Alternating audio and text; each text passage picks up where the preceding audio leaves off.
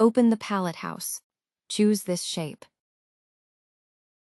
Open the stamp brush and choose this one. Stamp all over it.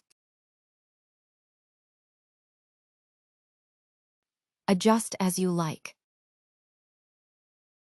If you are lazy like me and can't draw shit, choose the broccoli stamp and stamp till you like the results.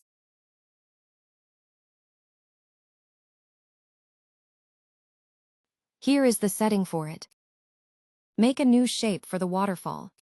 There is a lake brush in the default one. Choose it and stamp. After saving, go to lightning and choose those settings. Here is the setting for it. You can create different heights and sizes. Place sand on water.